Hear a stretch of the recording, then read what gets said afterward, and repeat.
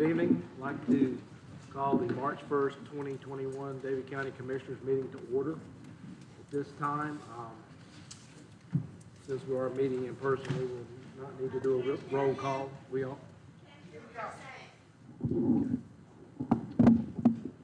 How about now? How about now? Okay. All right, we'll start over. Sorry about that. So we will call the March 1st, 2021 Davie County Commissioners meeting to order.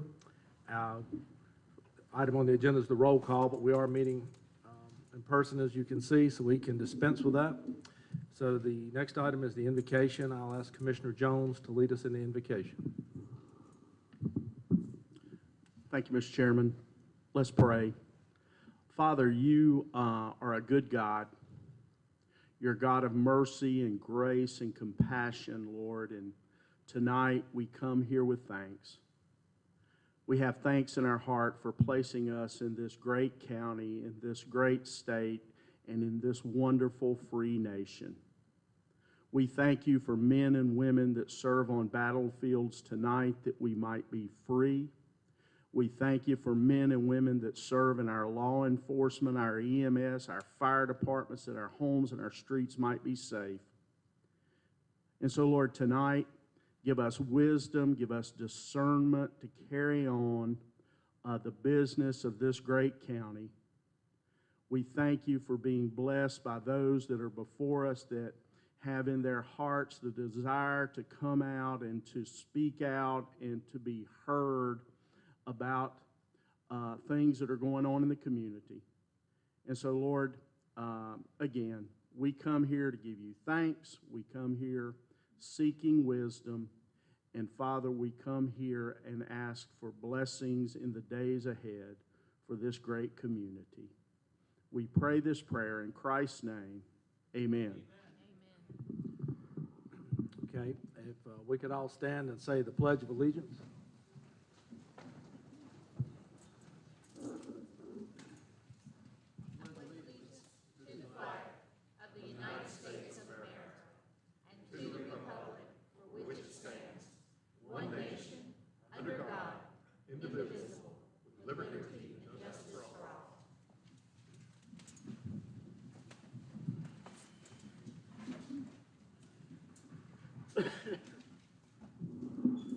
Again, thanks for being here, and as we go through the evening, if you can't hear, please raise your hand, and we'll do our best to be cognizant that we need to speak directly into these microphones.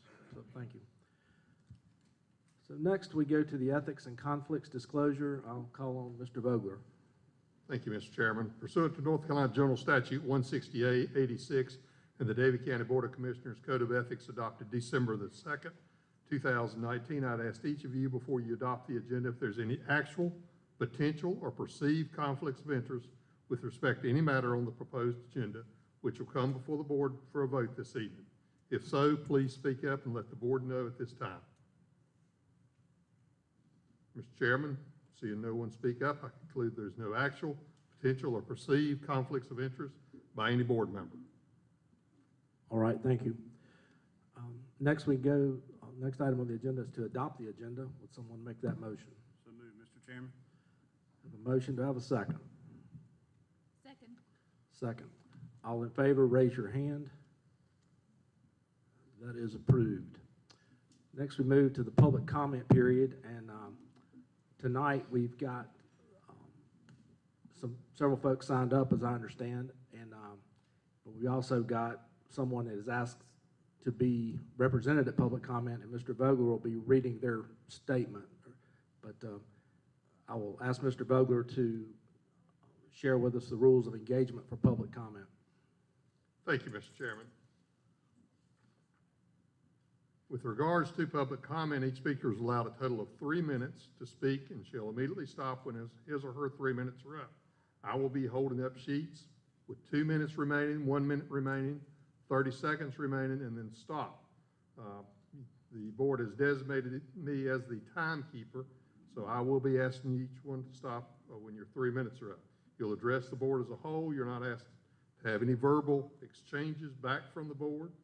This is not intended to be impromptu questions and answers, but in fact is a public comment section of a meeting which is required by North Carolina law. All comments will be verbal, and the speaker is not allowed to play any recordings or video devices during any such public comment section. As you come forward to speak, I will call your name. You'll come forward to the podium. You'll state your name for the board, and if you would speak loud into the microphone tonight. We have a little bit different system here than we have back at the county office building, so everything's being recorded, and the young lady that sits here to my left is the clerk to the board, and she has to have all that information to put in her minutes. There is a total of 30 minutes allocated to the board by the board for public comment, and at the end of the 30 minutes, if you have signed up and there's still individuals that's not had a chance to speak, it's carried over to the next meeting. With that said, Mr. Chairman, the first individual is the individual who called in. He's got a disability and is unable to be here.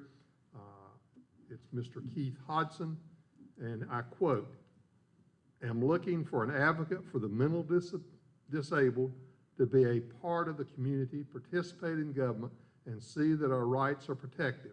The basis for this is found in Title II of the Americans with Disability Acts, the Supreme Court ruling in the Olmstead decision, and North Carolina General Statute 168(1) and 168-2, which are intended to be interpreted broadly, and fourth, the opinion of the Attorney General on criminal enforcement of these rights."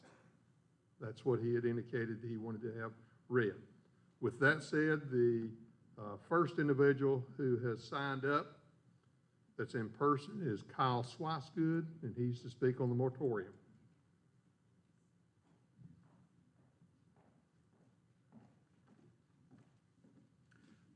Mr. Chairman, Commissioners, on behalf of the Routledge Road and Junction Road community, I would like to thank you for your leadership in choosing a discerning planning and zoning board who obviously studied the issues germane to the 853-acre proposed industrial mega solarplex known as the Junction Solar Project.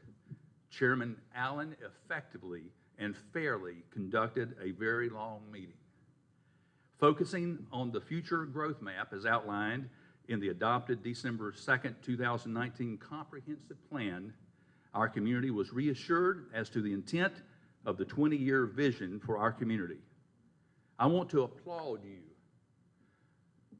for recognizing the need, as I understand it, for a solar moratorium in this county right now. Again, thank you for selecting a professional, detailed, and knowledgeable group to lead recommendations for the important work of planning and zoning. Thank you.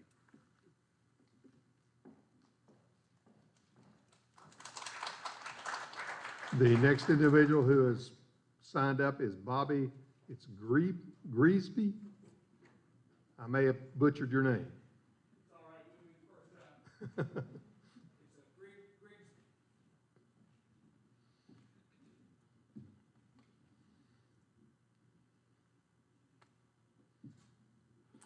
So thank you, Mr. Chairman and other members of the board. I am Dr. Bobby Grigsby. I'm speaking also for my wife, Dr. Bonnie Grigsby, in order to save time for you folks. In medicine, we follow the Hippocratic Oath to first do no harm. Sometimes we know exactly what we need to do for our patients. Sometimes we make an educated judgment decision. And sometimes we tell our patients we need to take some time. That's exactly what we as a county need to do at this point. So we thank you for your intent to pass a moratorium on solar industrial development in Davie County for these next 6 months.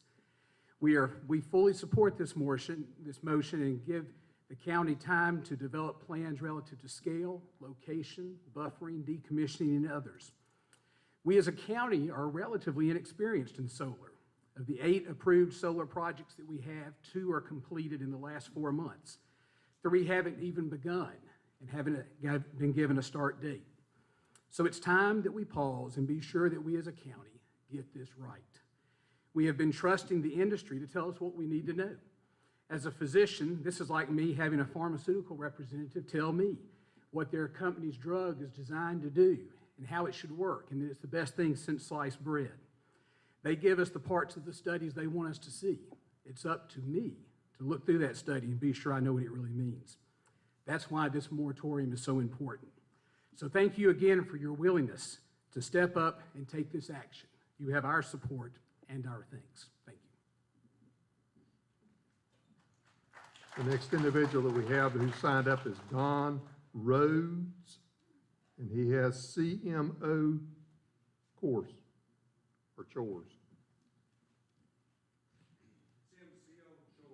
Okay. My name is Don Rhodes. Thank you for letting me speak tonight. As each of you know, over the last couple of months, several counties around us have made decisions to sever ties with with Cardinal Innovation Services. And that's none of our business. Several of the counties surround us. But it's come to my attention that Davie County made a decision to keep the relationship with partners based on one member, one county commissioner, having a conversation with his neighbor in the backyard. That neighbor happened to also be on the board of Cardinal Innovation Services. Earlier, you spoke about conflict of interest. I think that's a conflict of interest. I would like to say, as someone who serves these people that have disabilities, that you should reach out to the people of Davie County that use the Cardinal system, that use the mental health system, and send a survey out. Ask them how they feel about Cardinal, or looking for someone else, and get their feelings on it. Don't just base it on one person's feelings. So I would like to ask that you revisit the possibility of leaving Cardinal. Several other counties around Davie County is already doing it, and just see what's out there. Please understand, I'm not here advocating that you leave Cardinal. I'm just asking that you do it the correct way, that you vote as a board of commissioners and make a decision of what's best for Davie County. Thank you. Next individual that we have is Nick Slogic, the moratorium.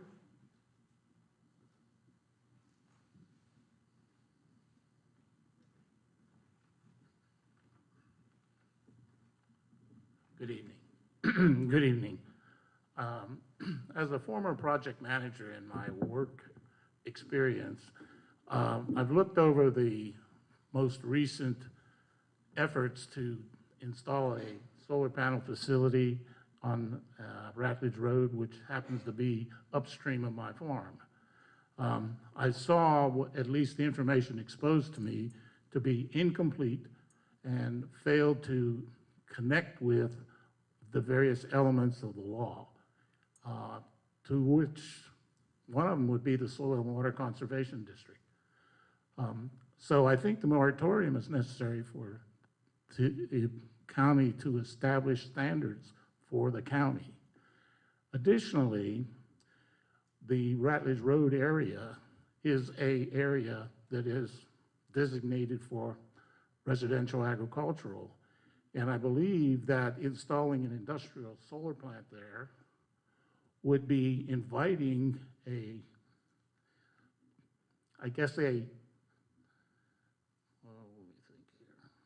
discrimination issue for the county. That, I mean, by that I mean that will be using an area that is now not zoned for industrial development to be zoned for industrial development against the wishes of the residents of the area to generate funds for the county to be used somewhere else. Additionally, the county doesn't even provide services in this area that's being affected, to wit, water and sewer. So I really think this moratorium is necessary to get these activities sorted out. Thank you.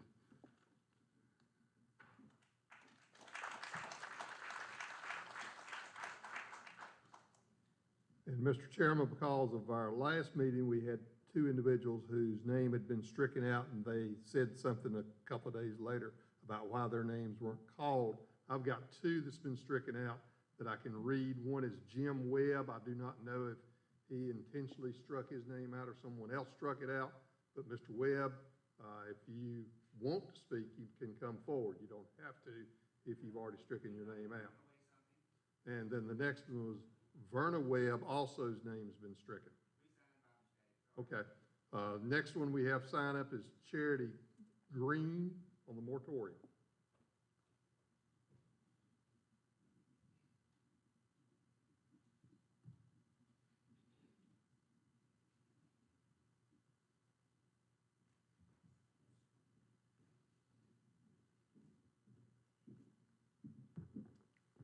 Good evening, Board.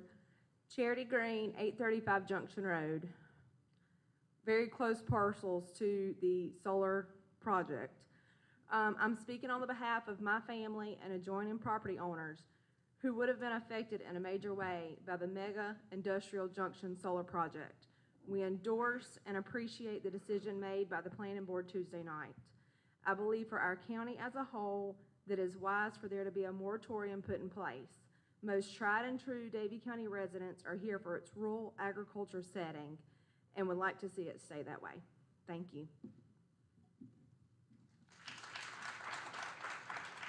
Mr. Chairman, the next individual who signed up is Matt Marion.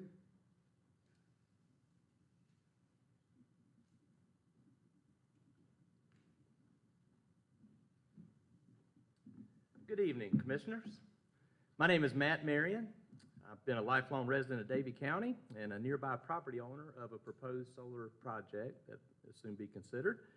I'd like to thank you for this opportunity and also thank you for the recognition or recognizing the importance of this moratorium consideration, for it is imperative that we structure some type of guideline or policy.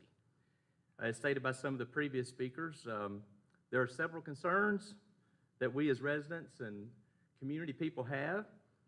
And one thing that I'm going to share with you after the meeting is I will be emailing to you something I found on Google that is a Craven County, for example, was one that was recently done with some of the concerns and things that the people and citizens of that town had at that time. And there's things to consider, many to be considered, for anything from general land maintenance to the initial grading. I mean, there are so many different perspectives, conservation, economics. There's even fire hazards. And me, for one, I'm kind of scared of fire. I don't know if y'all knew that. But the comprehensive plan has laid a very good foundation to adhere to. But there are some addendums and things to consider moving forward. So, once again, I will be emailing this to you. Thank you once again for your genuine, conscientious concern and outlook for our community. And thank you for all that you do for our county. Thank you very much. Next individual that has signed up is Ruth Ann Diaz.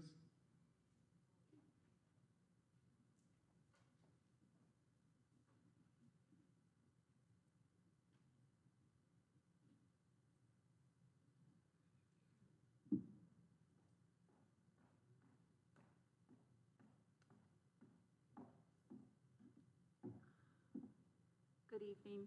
Can you hear with this mask on? My name is Ruth Ann Deal, and I live at 140 Willow Lane here in Davie County. I also am speaking in support of the solar moratorium. It gives an opportunity for us to plan for the future solar in Davie County before a mega solar complex consumes the land. It gives us time to consider the effects on Davie County, our communities, our families, and our homes to secure environmental justice for all areas, including the rural agricultural area that we live in. Thank you for your time.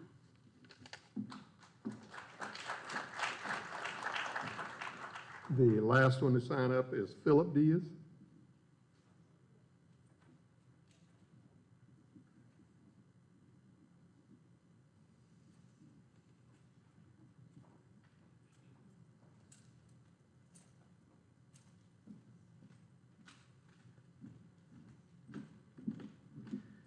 Mr. Bolger, my name is Philip Deal. Chairman, I'm here to say that this moratorium I don't think goes far enough. For us and our property, we've lived there 21 years. We bought and paid for our house. We've raised our kids here and have been good citizens in the community. We like it here. From my back door or my back porch, if I was to look out at that field on Ratledge Road, I would see nothing but panels.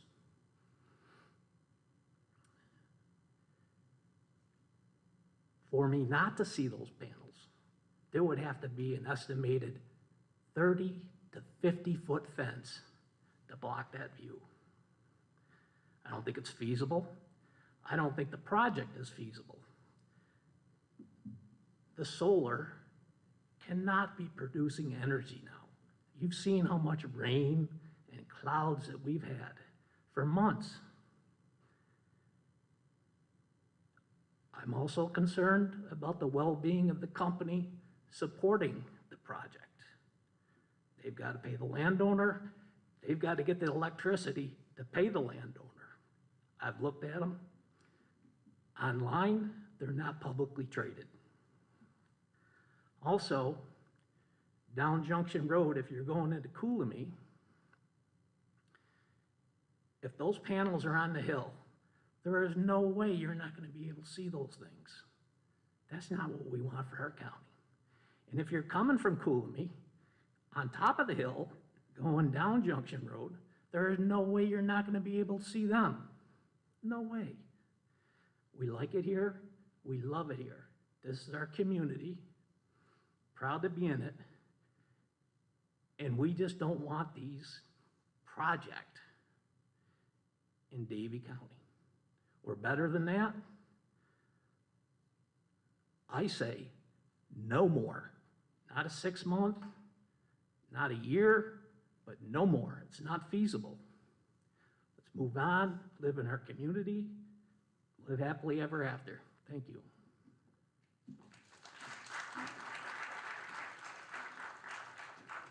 Mr. Chairman, with that, I would turn it back over to you. All right, thank you for those comments and input. This time, we do have two public hearings. The first one is on the Davie County Bike and Pedestrian Plan. Paul?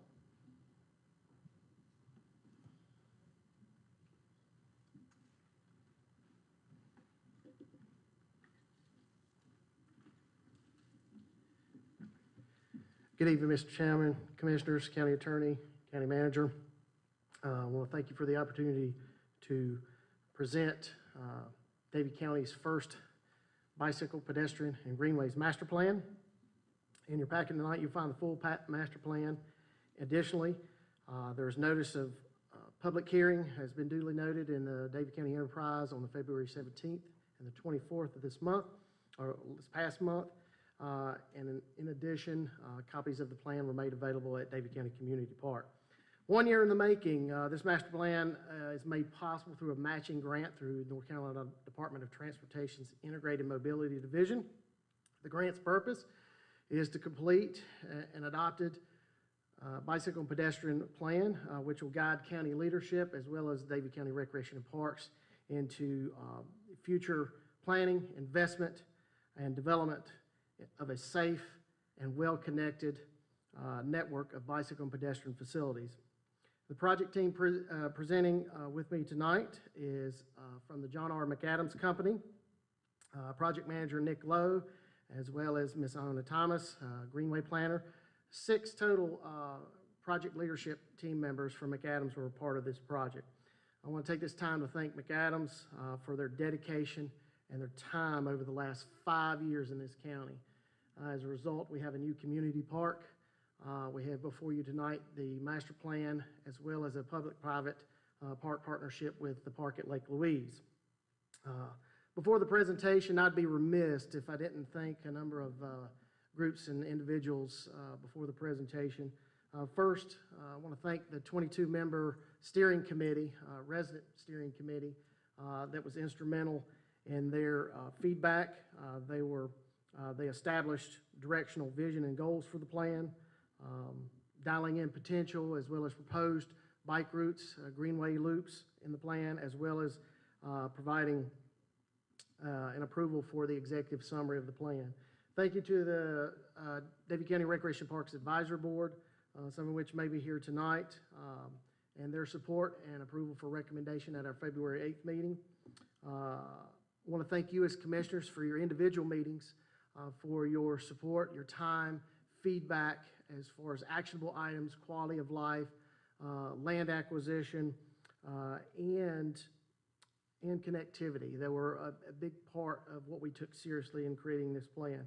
Last but not least, I want to say special thank you to those members of the public who took time to fill out our survey during the public input meeting or public input phase of this plan. So without further ado, I would like to welcome Nick Lowe and Iona to the podium to present tonight's master plan.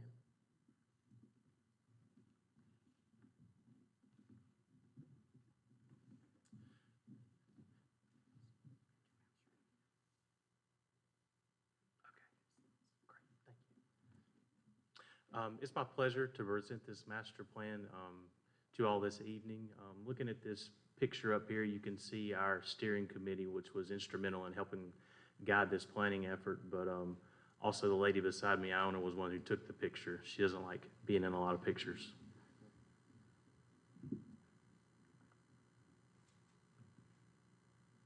So this is a look of, just how we laid out the planning process. The visioning session, that was one of the first things we did with our steering committee to really get an idea of what this plan should be for Davie County, but also just things to think about from all the different steering committee members. We had a planner, we had bike enthusiasts, we had people from the YMCA. It was just a really good collective of people that would give us great input on the plan, but that would be involved with it afterwards.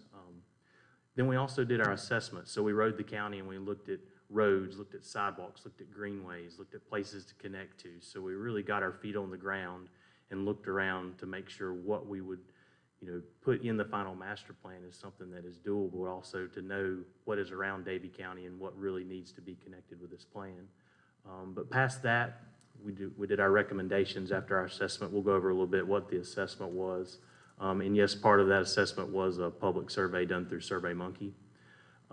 Then from our recommendations, we came up with an action plan, which will be the meat of the plan at the end of this presentation. So what are the next steps? What does this plan do? What does this plan mean?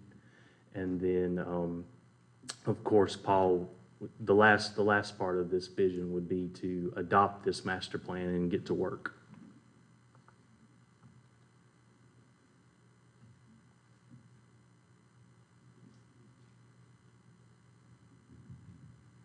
So this is sorry, my technology's not working too well for me. So this is a look at the community input.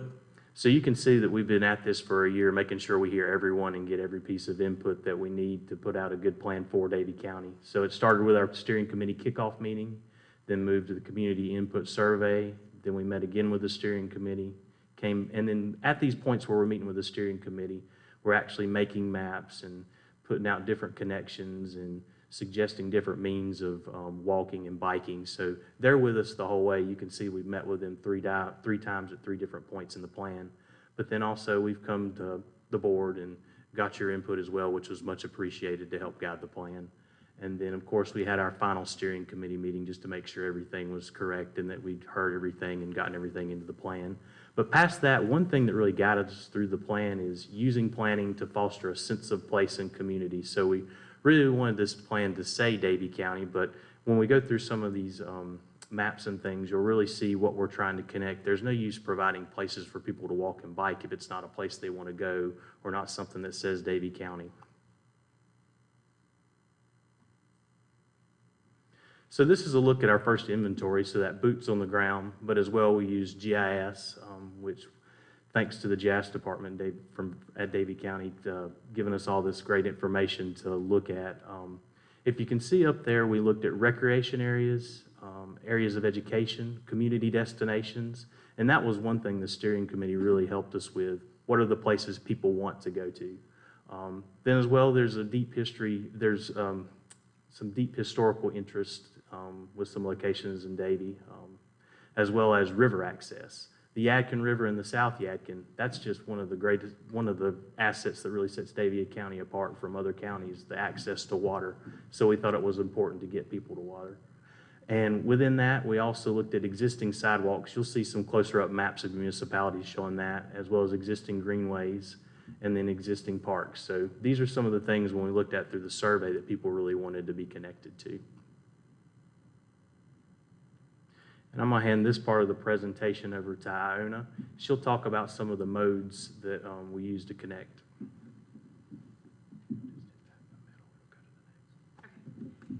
Thanks, Nick.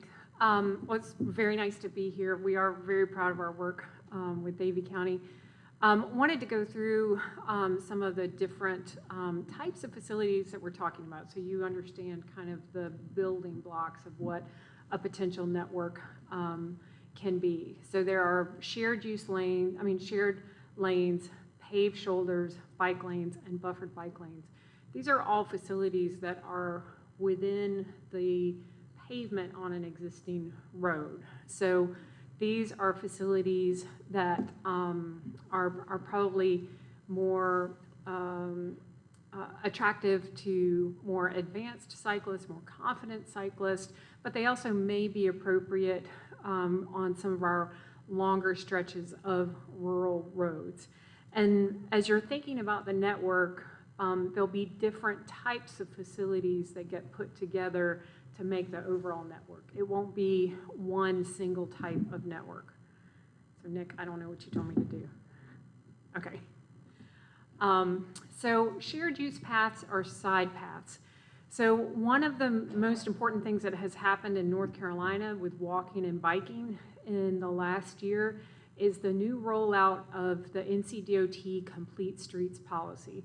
So NCDOT has had a Complete Streets policy for about 10 years now, but they have gone back and revised it, and now funding is coming with Complete Streets projects. So in the future, when NCDOT moves to widen a road or to do a new road, and your community has a bike or ped facility on an adopted plan on that road, then NCDOT is beholden to design and acquire the right-of-way and construct that facility as a complete street. So what NCDOT is saying is that they're no longer just going to build roads to move vehicles. They're more thinking about moving people of all modes. So being able to get people to bus stops safely, getting people to be able to ride their bikes and make trips on foot safely. So it's very exciting, but it's very critical then that your community take a look at the facilities that you need in your community and get those onto an adopted plan. So a shared use path, this is a facility that runs along a surface street, but it's separated and it's behind a curb, and it's suitable for both biking and walking.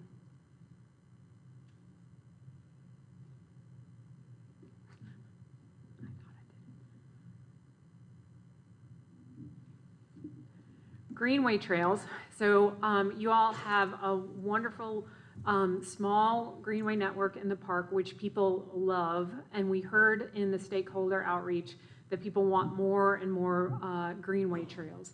Greenway trails are running on their own alignment. A lot of times they're running along rail corridors or stream corridors or utility corridors. These can serve both a recreation and a transportation function. And then sidewalks and bike lanes. So we can also, particularly like in your downtown, more densely populated area where we have sidewalks, we can also create bike lanes with that, so you have a bike lane and sidewalk pair. So as you're reviewing the maps, you'll see these different types of facilities. And remember, we're building an overall network that will have some from each of these categories.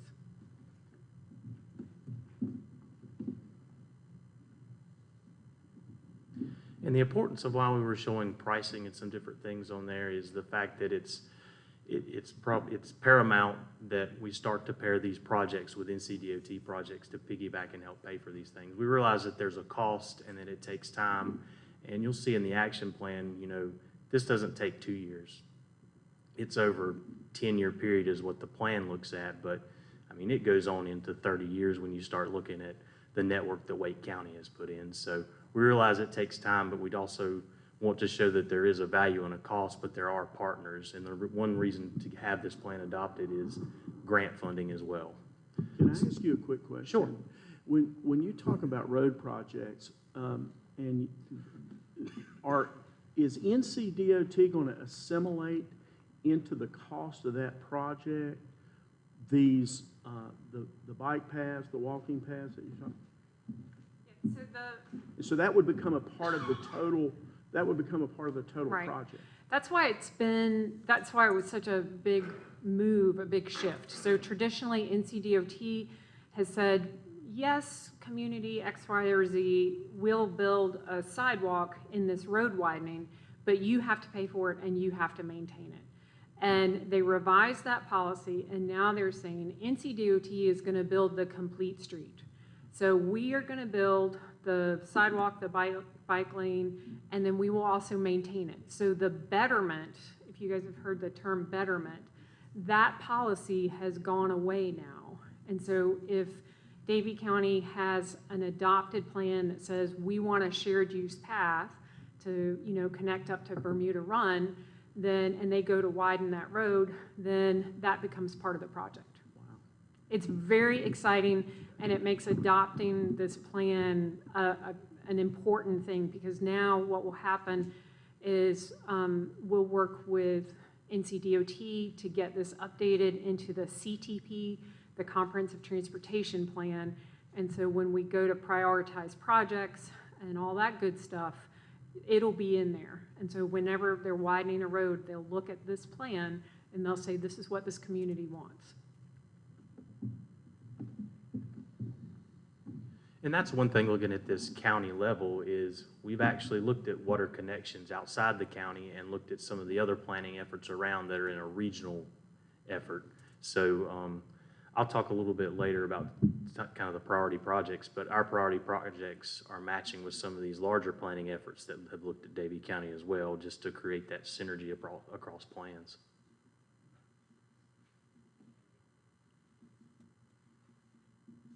So kind of closer up, you can see some of the dotted lines. The dotted green is a proposed greenway. The solid is an existing greenway. Dotted purple is proposed side path. Dotted blue is proposed on-road facilities. And you can start to see where some of the parks are, and then we've labeled some of the things. This is at a closer level looking at Moxville. We did blow-ups of all the incorporated areas in Davie County, so Moxville, Bermuda Run, and Coolamy.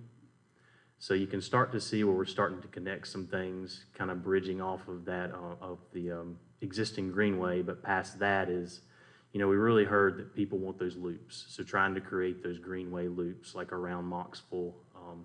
There was some real sentiment that there wanted to be, I think we have a map of that next, a connection from Bermuda Run up to Farmington, where I know that they've got a greenway loop inside next to the community center. So really trying to connect people to places that they want to go to and use. Then also in Coolamy, understanding what's going on there, and the Bullhole, and trying to connect people across to that park, as well as north and south, and connect to the river as well. So looking at the action plan, I know this is really small. It's divided into advocacy, planning, funding, coordination, and programs and policies. So these are the things you do on the short term, medium term, and long term, and some of them are ongoing. So the idea that you've got these planning projects coming up within CDOT to piggyback on some of those, but as well as this doesn't take 1 to 2 years. It's a kind of a long process, and there's some things in there that get us started. So that's the main thing with the action plan, is let's do the little things that get us started that can take us into the future.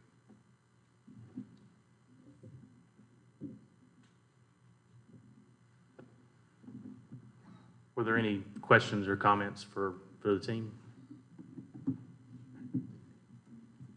Anybody have any questions for now? Okay, we might have some here in a second, so just hang around, please. All right, so this is a public hearing, so at this time, I will call on Mr. Vogler.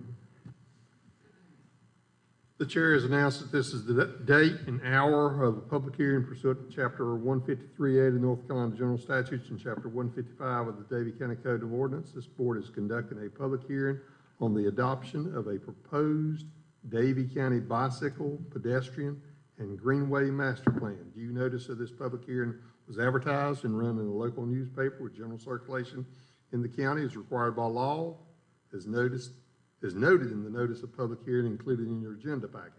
I would ask all who wish to comment at this public hearing to come forward, state your name for the board, and then comment.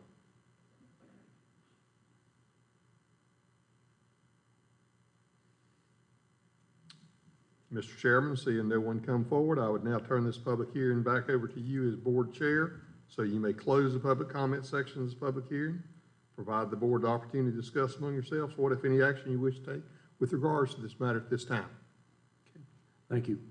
All right, we will declare the public hearing closed at this time.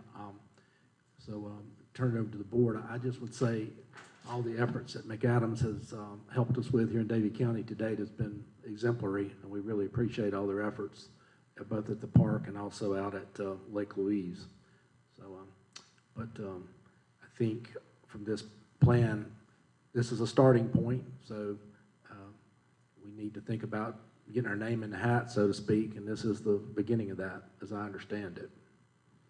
Mr. Chairman, I will make the motion to approve, and then I just want to say this,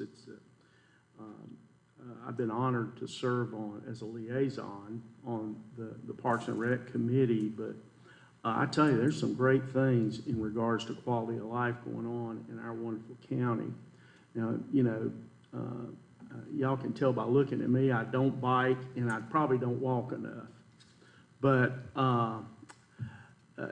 Farmington has the disc golf course out there now that I can tell you, people are coming from all over the region to play out there. We have greenways. We have, now this great plan that we can implement. The river park, the new community park, Lake Louise. These are, I serve on the Economic Development Council too, and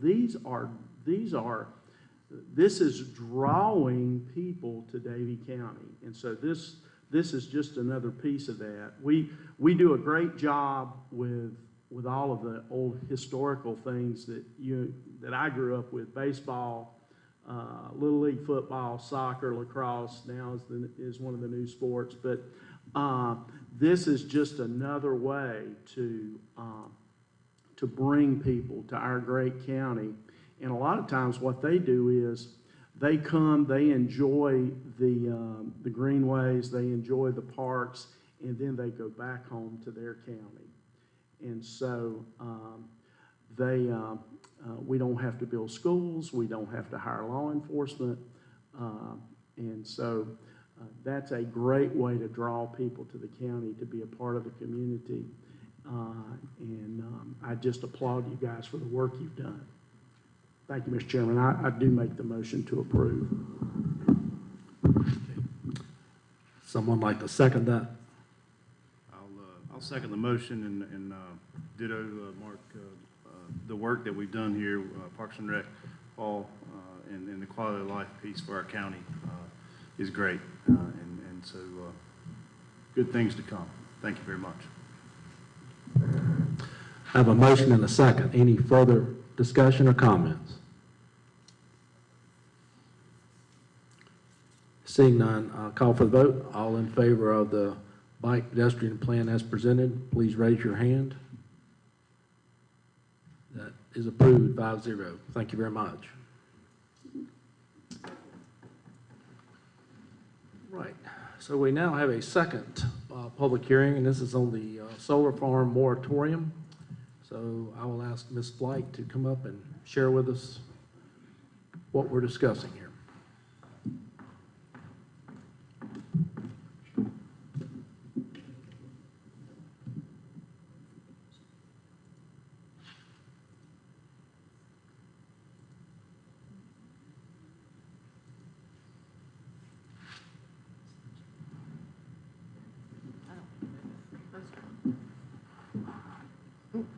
Good evening. Before you tonight is the consideration of adopting a 6-month moratorium for solar energy facilities within the Davie County Planning and Zoning jurisdiction. North Carolina General Statute 160D 107 allows for a moratorium to be enacted following a public hearing to modify or resolve development language issues. This public hearing was advertised on February 18th and 25th. Staff have identified the following issues as a result of solar energy facilities. The comprehensive plan of Davie County did not consider or provide policies for locating alternative energy facilities.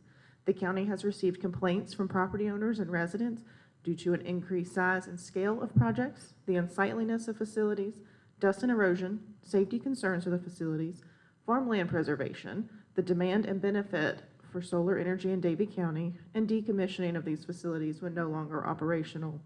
Further, previous amendments to the zoning ordinance do not address solar facility proliferation and impacts related to scale, location, setbacks, screening, and buffering. A moratorium for up to 6 months will allow the planning department and the planning board the time to study and address these problems and/or conditions and recommend a course of actions to the Board of Commissioners. The 6-month time frame for halting approval for any new solar energy requests or expansions would begin today and expire September 1st. This moratorium will not apply to any applications previously submitted or solar projects approved but not yet constructed. A copy of the moratorium ordinance is included in your packet, and I'm available to answer questions. We ask that this ordinance be adopted and direct the planning board to begin work. Thank you. Okay. Does anybody have any questions for Ms. Flight? I have one. This is for 6 months. I got that. But if this board chose to extend that, we would have a second public hearing. How exactly would that work? Yes. So general statute does allow provision for extension. We would have to adopt a second resolution, which requires second public hearing, and Ed can probably speak to that. You'd have to have notices in the paper and then conduct a second public hearing at that point in time, and the reasons for the necessity to extend it for another time period, however long that would be. Thanks. All right. Again, this is a public hearing, so I will turn it over to Mr. Vogler. Okay, and Mr. Chair, by way of prelude to the public hearing itself, I guess I would announce that at this point in time, this is on the moratorium only. This is not about a specific solar site. We're not here to listen to why the commissioners should or should not approve a specific solar site. That would be at another public hearing if it comes before this board at that point in time. So with that being said, I would say the chair has announced this is the day and hour for a public hearing pursuant to Chapter 160D of the North Carolina General Statutes and Chapter 155 of the Davie County Code of Ordinance to conduct a public hearing on the proposed 6-month moratorium on the establishment and expansion of solar energy generator facilities so as to allow the county zoning staff and the county planning board to consider standards relating to scale, location, construction impact, screening, buffering, decommissioning, and other matters involving potential solar farms.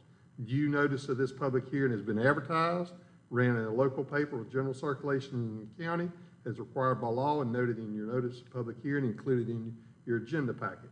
I would ask anyone who wishes to comment as to a moratorium to please come forward to the podium, state your name for the board, and then comment on proposal. And I know we've already had several that have commented. I don't know if there's anyone else that wishes to comment that did not sign up earlier.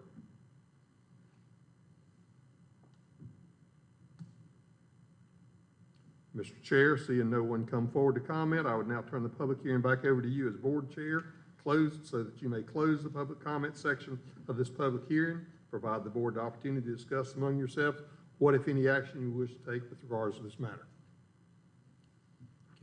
Thank you, Mr. Vogler. This time we will declare the public hearing closed and turn it over to the board for comments or action.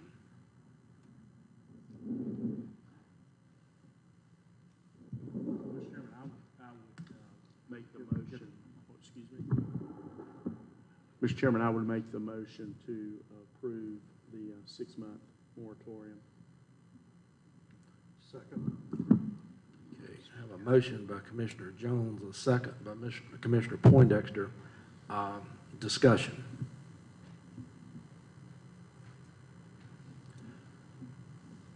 I think this is absolutely necessary. We've had a lot of controversy over this, and there's some data out there that I think we just need to slow down.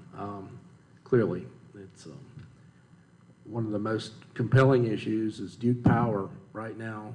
Best I can tell from the research, they've got 40 solar farms in North Carolina, 5 of which are in Davie County as we sit here. And from a land area perspective, we're a small county, so that needs to be taken into account. The decommissioning plan, heard a lot about that. We do have a decommissioning plan, but I'm not sure that it shouldn't be looked at further and make sure that it's a little bit more rigid, because there's some unknowns out here with these solar farms once they reach the end of life. But I will be supporting this. Any other comments, discussion?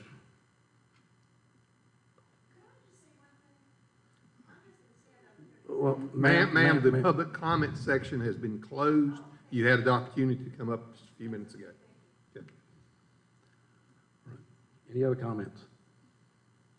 Seeing none, all in favor of the solar energy facility moratorium for 6 months, please raise your hand.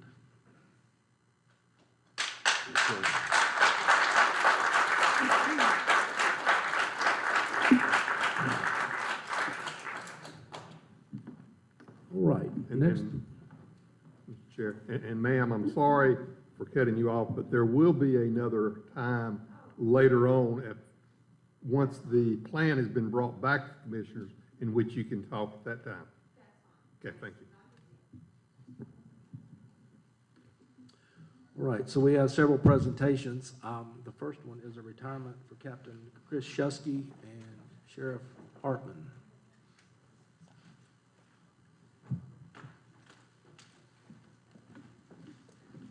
Good evening, gentlemen. Chief Shusky could not be here this evening. We had a retirement function for him this morning.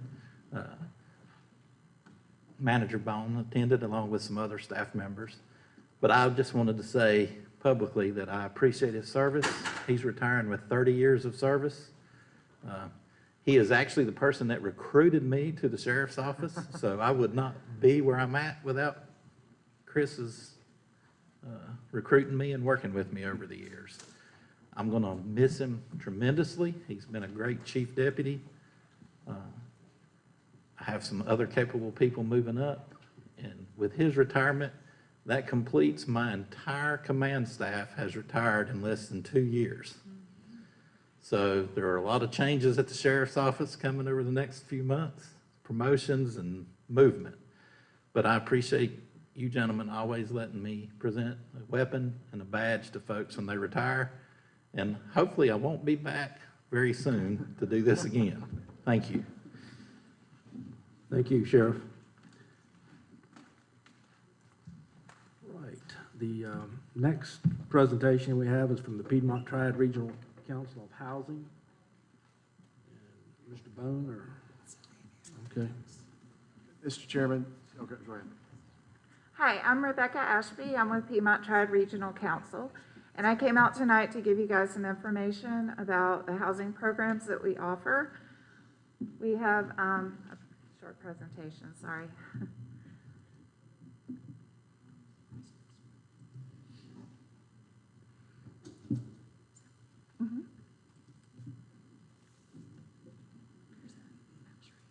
Okay. Gotcha. Thank you. So I will just flip over here to the,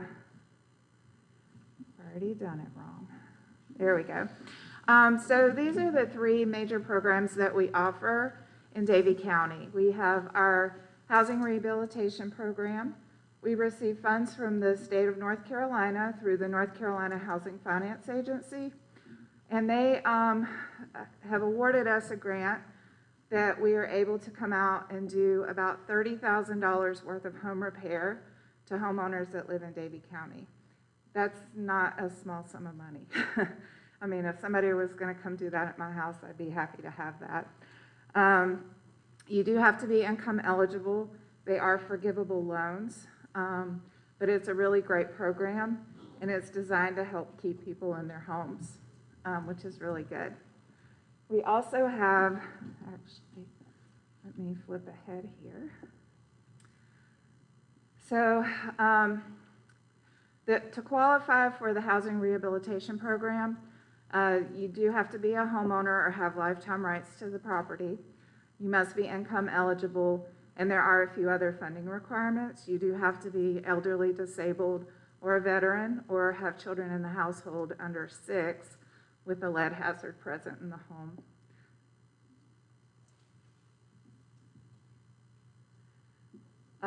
We also have another pot of funds from the Surrey Housing Consortium.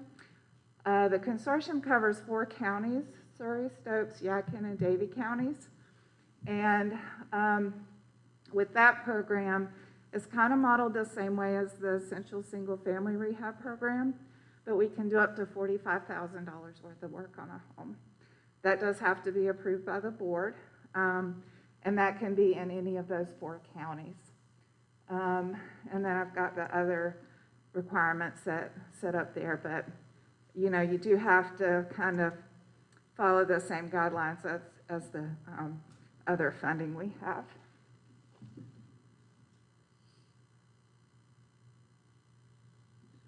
And then finally, we have our Section 8 program, and we do have that in Davie, Stokes, Surrey, and Yadkin counties.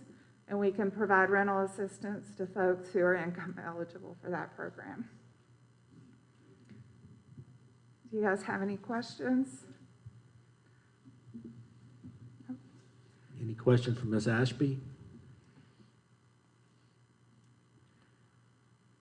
Well, if you guys have any questions, you can contact our organization. The phone number is 336-904-0300. For more information about the program, and we can get them connected with the person they need to speak with. But thank you for your time today. Thank you. Mr. Chairman, if I may just provide a few comments on this item. Absolutely. First of all, I just want to thank Piedmont Triad Regional Council for their efforts with this. This is a tremendous service that they provide to our county. Also wanted to make it known to the public that the staff, county staff, has added new information about these programs to our county website.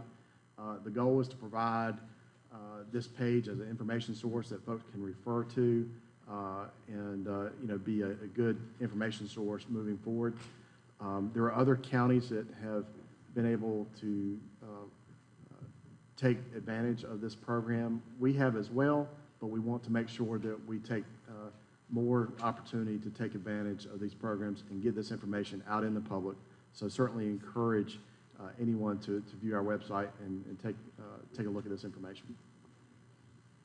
Mr. Chairman, I'd like to make a comment as well on that. Ms. Ashby and her staff do a wonderful job. I serve on that board as well, and they are really concerned with the people in this area and do a great job.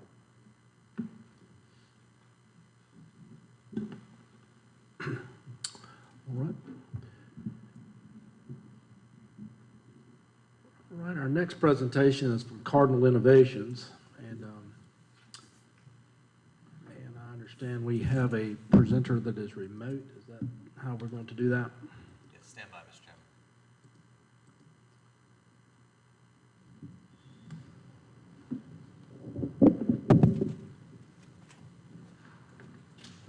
So it may take a little bit of time to make that connection.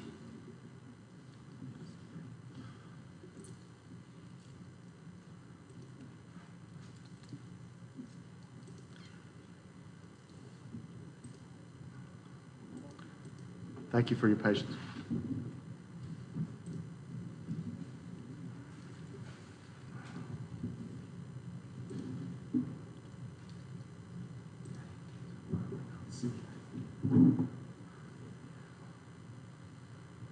Mr. Chairman, while we're waiting, in the context of this, are we going to see presentations from other organizations that are? That's up to the board. Cardinal is presenting tonight just to give us an update on their, I'm gonna call it their improvement plan. But at any time, we have the right as a board, if we do not like the improvement plan and where that's at, to look at alternatives, as several other counties are. Well, I really think it would behoove us to do that. You know, I certainly am a layman in regards to this. I would love to do the research, but I think there's a great deal of discussion in this community, mental health community, whatever it might be, that would indicate that we probably ought to look at all the options that we possibly can before us. So I would be open to that, Mr. Chairman. Yeah, well, that's certainly our prerogative, so I would suggest that we involve Suzanne Wright and get her perspective on that, and probably would ask the county manager to get with Ms. Wright and ask her to get back to this board with her recommendations on that. Okay, yes, sir. And, Mr. Chairman, while we're waiting, if you would like, I could provide a little bit of background information about Cardinal for the benefit of the audience. Absolutely. So Cardinal Innovations Healthcare is a local management entity, managed care organization that focuses on mental health and behavioral health sciences. It works with 20 counties in North Carolina, including Davie County. Cardinal prepared a plan of action after some counties expressed concern about the provision of services and communicated a desire to cut ties with the organization. Davie County staff continues to have ongoing dialogue with Cardinal Innovations and their plan of action, and any issues in progress in service delivery. So tonight, we hoping to connect with Karen Bentley, the Vice President of Community Outreach and Engagement with Cardinal, who will discuss their plan of action and the provision of services in our county.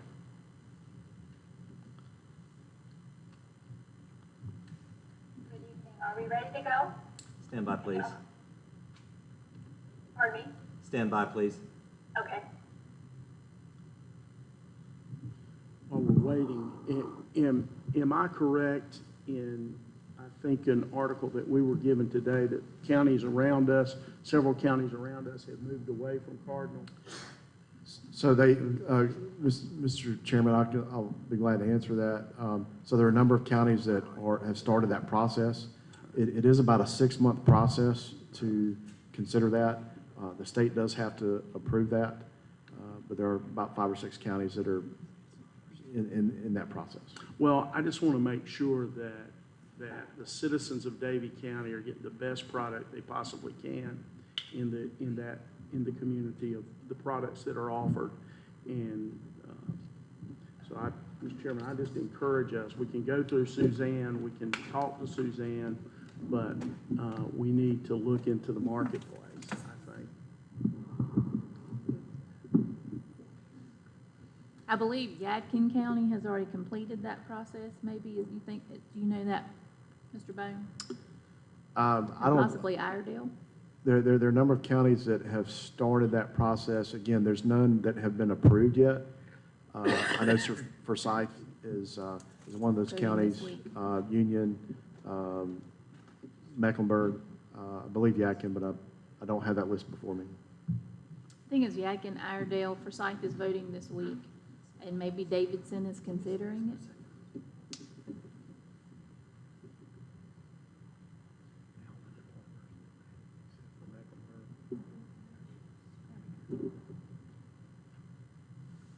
Karen, can you hear us? I can. Okay. Thank you all for your patience. We'll get there with technology. Okay, we're good. We're good. Okay. All right. Well, thank you all. Thank you for your patience as we master this technology here. And thank you for the opportunity to be here tonight. This invitation was at the request of Manager Bone, and Chair Renager, I believe, was in the meeting with us, where I meet monthly actually with county leadership, really to have a conversation and to bring staff and commissioners up to date around Davie's specific activities and more broadly operational activities, community activities throughout our entire catchment area. So as Manager Bone alluded to, this what we call this plan of action, which I really like to refer to really as a path toward over and above operational excellence that Cardinal has been on for the last year, frankly, and really more pointedly and significant over the past 4 or 5 months. And this was really born out of some feedback and a specific request that we had received from both Mecklenburg and Forsyth County on some specific areas that they would like us to address, and more importantly, track, measure impact and outcomes, and report back to those counties. And you know, we didn't want to limit that work specifically to just Mecklenburg and Forsyth. This was really catchment-wide work that we are doing. This is operational work that impacts every county. So just a little bit of context there before I get started. And before I jump in full feet, let me give you a little bit of background on myself. As Manager Bone indicated, my formal title is as Vice President of Community Outreach and Engagement. I have the pleasure of leading a team of about 50 staff that are scattered throughout our catchment area. And we do really everything from one-on-one member engagement to wellness programming to partnering with our local community stakeholders for really all things behavioral health and IDD related. And we're very proud of the partnerships and the work that we do. My background is 30 years in healthcare, and in tandem with that, I did serve 4 terms on the Mecklenburg Board of County Commissioners, so I have a very keen understanding of the passion that you all bring to the dais and how critical it really is that you are equipped with really good, solid information so that you can meet the needs of your constituents in the best way possible. So again, happy to be here tonight. If it's okay with you, why don't we jump right in? I have about 4 or 5 slides, really 4, that have some pretty meaty content in them. I will refrain from speaking too quickly. I tend to do that. But if it's okay with you, I'll run through the slides, and then I'm happy to take any questions that you might have at the conclusion of that presentation. So let's jump right in. This is our February update. So all of the data and information that I will present tonight is as of February 23rd, so just a week ago. And we do prepare these updates every month and provide them to commissioners and county managers. So this is really hot off the press, fresh data for you that, again, like I said, we do track closely on a monthly basis. So the first, let me start with our mission. We always like to start with this. Like those of you that are in the healthcare space, our mission is very much aligned, and that simply and importantly is to improve the health and wellness of our members and their families, and I would even extend that to our communities as we try to meet the broader community need around health. So again, let's just jump right in. So access to care, and 3 really important bullets here, primarily focusing on, and again, as a reminder, this information was driven out of some requests that we had from a couple counties, and so this is what has pointed this the content here that is before you tonight. So the first outcomes data that we have been laser focused on is, you know, how quickly do we turn around our treatment authorization requests?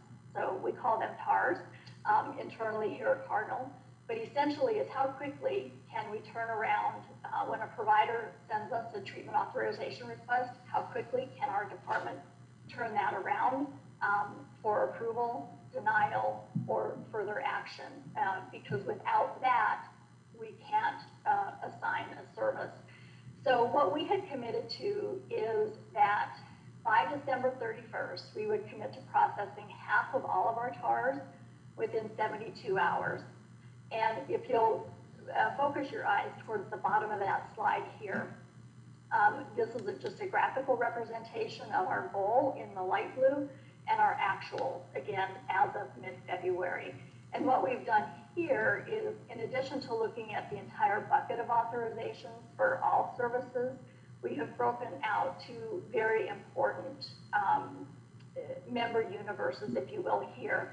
Our members who have experienced 2 or greater emergency department visits within the last 60 days, and then our foster member, our foster care population. And you can see on all 3 of those, we have significantly surpassed our benchmark of 50%. We continue to trend in the significant right direction. And so ourselves and our stakeholders are feeling very good about the traction and the improvement that we're making here. The other piece that by extension is very important here is, you ask the question, so what is the total turnaround time from the time a treatment authorization is received by us to turn around and approve, and that the member, your constituent, is in receipt of their first service? That is critically important. And what you can see here is that 63% of all measured services begin within 3 days. We recognize the significant importance of getting members and constituents to their designated service as quickly as possible. And then finally on this slide, and this is in my wheelhouse, I'm very passionate about this, and that is how we welcome and onboard new members. And a pretty significant piece of feedback that we have received over time is helping our members understand and become aware of the services that are available to them in their counties, in their broader region. And so what we have done is we have proactively begun conducting outreach calls to new members, and we started that back in December, officially January 1st. And since then, so 2 full months now, we have contacted over 1,300 new members, and we connected just over 350 of those members to meaningful services. Now, a little caveat here, this number will only continue to grow because with any new process, it's best to start with a smaller universe of members to make sure that your processes are really clean and efficient, and that is certainly what we did here. We start with our blind and disabled member population, again, making sure that the process that we are embarking upon was well-oiled and functioning to the highest degree possible. And so we are at the point now where we are expanding the member universe that we reach out to.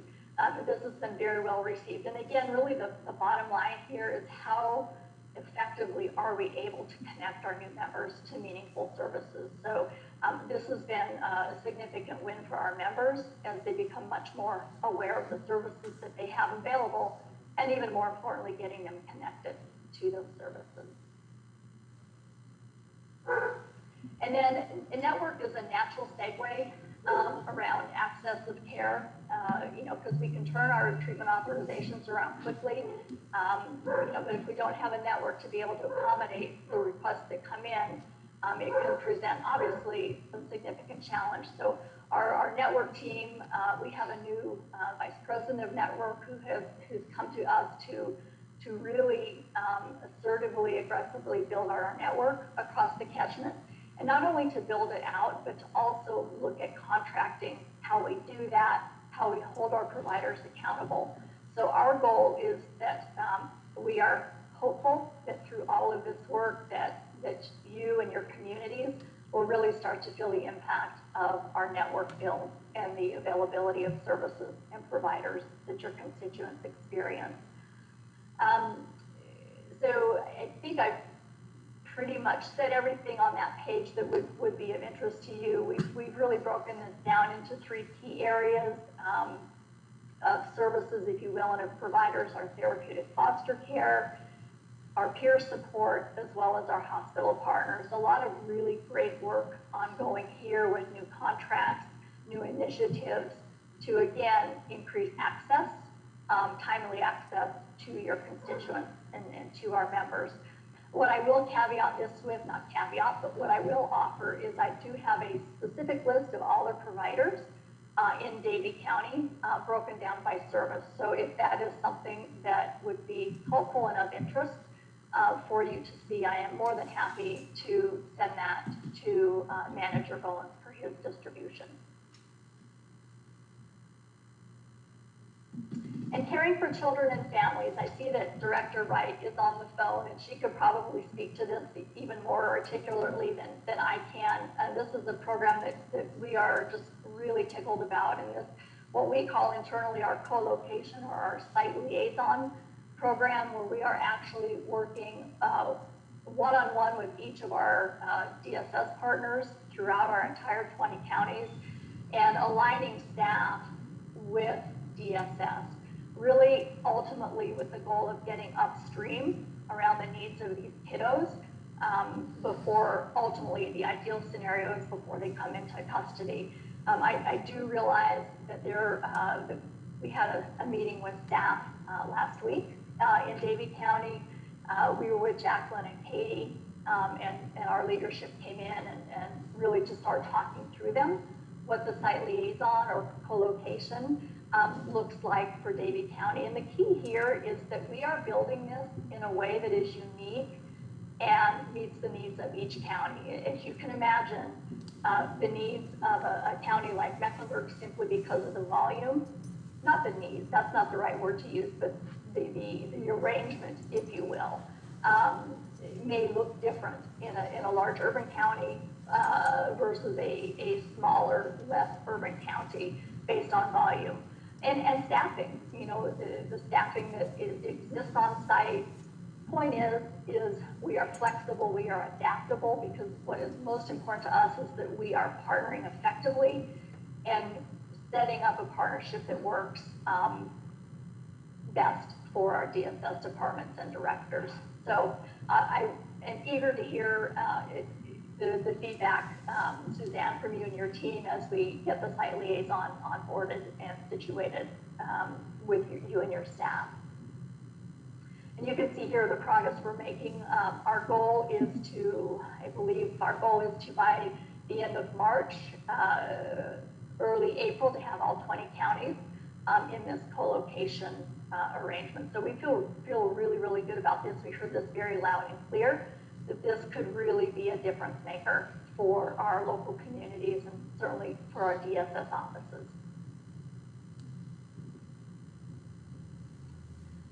And then finally, when we look at caring for our members with IDD, intellectual and or developmental disabilities, this is another piece of feedback we had received really around offering training around the adult service continuum. And you can see here the multiple pieces of training content that we have developed and started to provide to our communities, and we continue to build this out in a format that is easily accessible, easily understood for all of our members, all of our stakeholders. So this really continues to build out and become more robust, and will certainly expand even beyond the adult service continuum spectrum.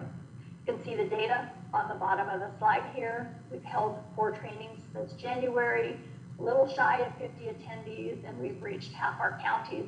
We continue to really get all hands on deck to market the availability of this, because we really did hear loud and clear across our catchment that this was a need. So we want to, you know, partner with the right folks in the county to make sure that there is awareness that this training is available, so we can get as many attendees as possible taking advantage of this offering. And that's it. There's a whole lot more, but again, the foundational framework for this presentation was really predicated on the specifics of the plan of action. So that's what drove our content tonight. I am more than happy to take questions, and I will do my level best to answer with as much specificity as I'm able. And if I can't, I will make sure to circle back with the information. Karen, I have a question. Can you tell me how you are advertising these trainings for the intellectually disabled? How are you spreading that information for them to know about the trainings? Yeah, so, and I can't see who's asking the question, but we have been sending the information to our DSS directors. But what we have recognized is the need to distribute it more broadly to community stakeholders, certainly to our providers, and we, of course, post everything on our website. However, I'm a fan of sending the information out proactively rather than, having our stakeholders come to us for that information. So I am certainly open to any other ideas you might have to help us spread the word more effectively. And do you know if any of these 49 attendees have been from Davie County? I can certainly find out because we absolutely have a list of that. I can get that to you.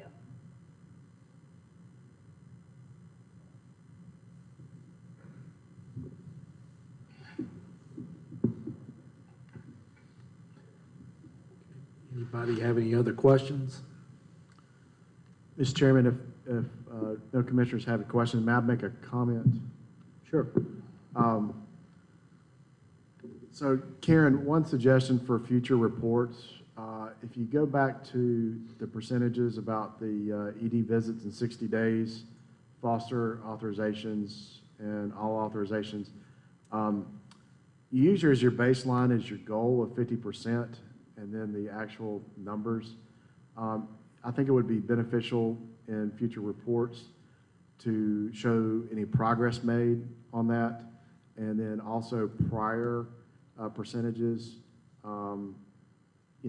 Has there been improvement in those things? 50% baseline as a goal seems somewhat arbitrary. I'd like to. Yeah, I'd like to see more data about actual numbers over time. Sure, happy to do that. Thank you for that feedback.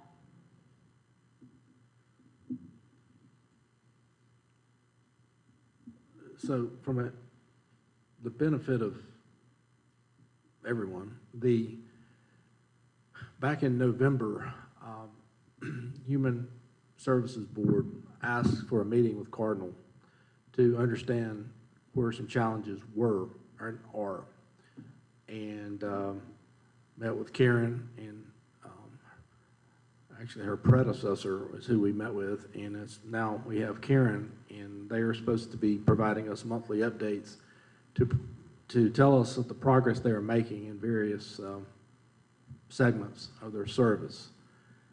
And that started we met in November, and so we've really just had 2 months of January and February for their updates. So that's how the improvement plan came to be. So just trying to give some context to why we have an improvement plan in place. Well, I certainly appreciate that, Mr. Chairman. I have no questions for Ms. Bentley, but I would really like to see us assess the marketplace. When we have a neighbor such as Yadkin County moving in a different direction, I'm not an expert in this.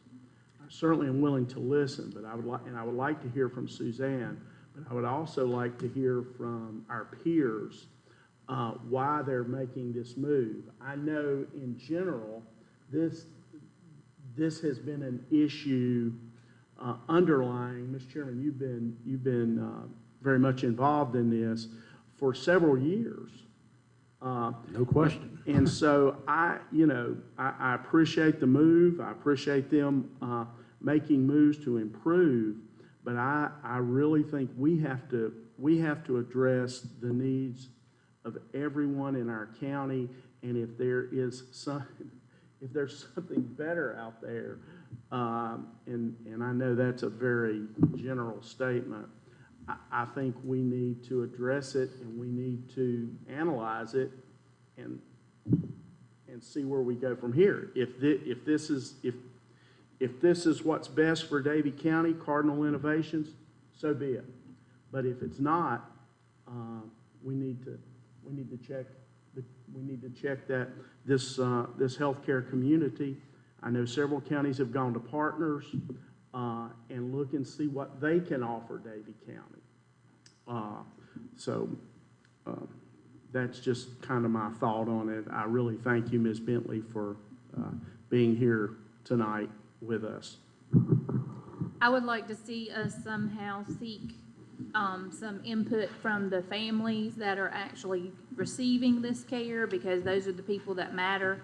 This is a population of people who often cannot speak for themselves. They do not have their own voice. They may have parents who spend their whole entire lives working to be advocates for their children, tirelessly to be advocates for their children. And I think that we need to seek their opinion as well, not just our staff or paid people, but we need to find a way to hear from those who are on the receiving end of services as well.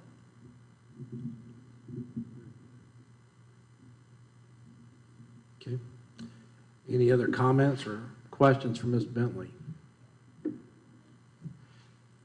One more thing, I would also like for the report to be more Davie County specific. When it's this generalized, it's not that helpful.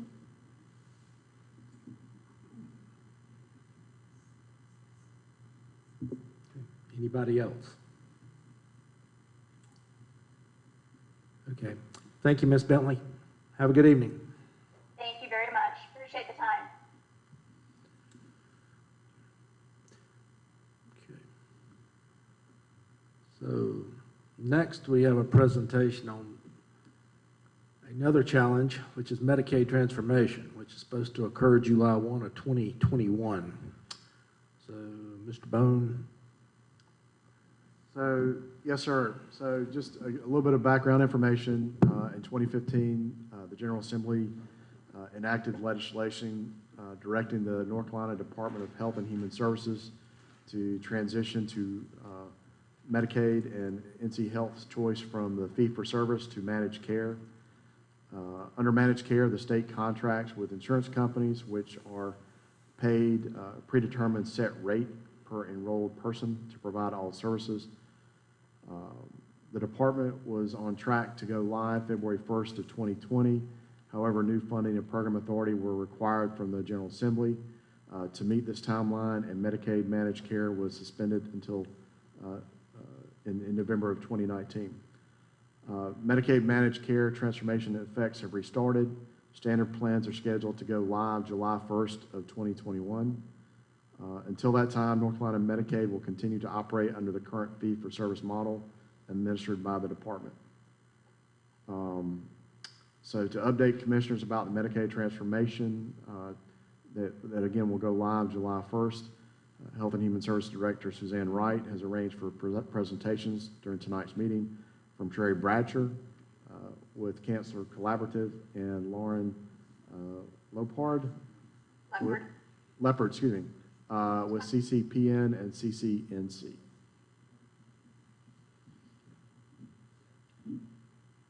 So good evening. I hope everyone can hear me okay.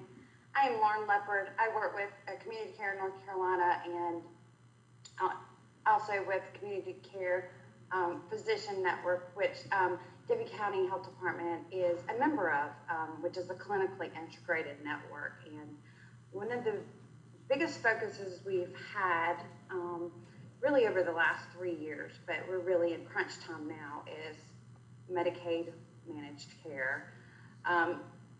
So with North Carolina's vision for Medicaid transformation is to improve the health of North Carolinians through an innovative, whole person centered, and well-coordinated system of care.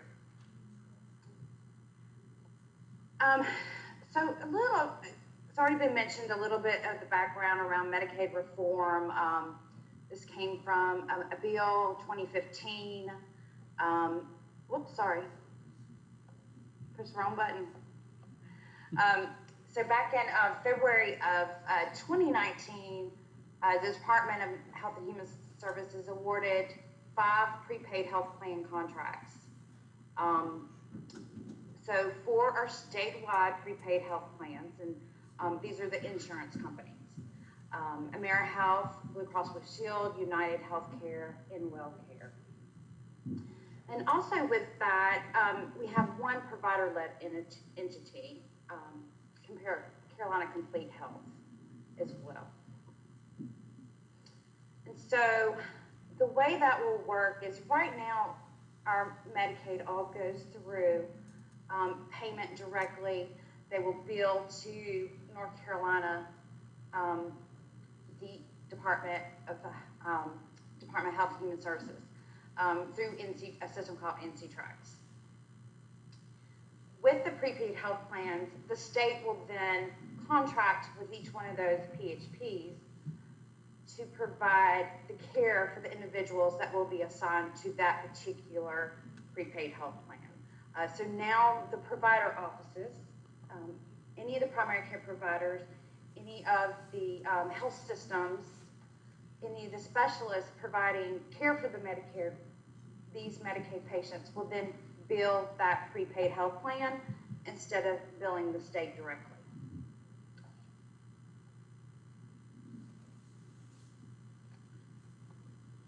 So here is just a snapshot of the prepaid health plans and what their cards, a little bit of how their cards are going to look. You'll also see for the western part of the state, there is a travel option as well, and that will probably cover about 4,000.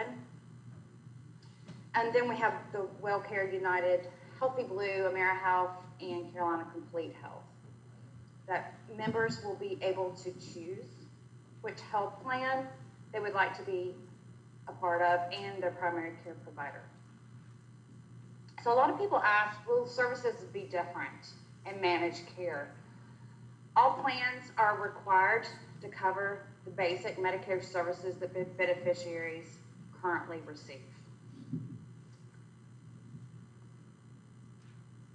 One thing worth mentioning is that each of those plans can also provide some additional benefits, and they vary from plan to plan. So it's a good thing to encourage our Medicaid enrollees to talk to the enrollment broker, discuss what the different plans, what their extras are, because depending on that person, their situation, their diagnoses, could make a difference in which one of the plans might be a better fit for them. So some of the highlights is, again, is whole person care, and really one of the biggest things, a big focus for Medicaid transformation is addressing those unmet social needs, those social determinants of health, the things that drive the wellness and the health of a person. And that section is called the Healthy Opportunities, and really focus on those social needs. And really pushes for our primary care providers to screen for those unmet needs and to refer out for those needs as well. There's a primary care and local care management investment, advanced medical home program that is for our primary care providers. And the top tier for that is an advanced medical home tier 3. And Davie County Health Department is a tier 3. It means we're going a little bit above and beyond and looking at the whole person, but also as providing primary care and having that advanced medical home, there is a component of using analytics and data to really hone in on people that really need extra help, those that need care management, and being able to provide that care management for that population. The plans also are required at Go Live, July 1st, for those practices that are an advanced medical home, tier 3, to enhance value-based payments. So they will continue to get fee-for-service, but they also, depending on their contracts with the different payers, can get some shared savings and also some incentive payments around quality.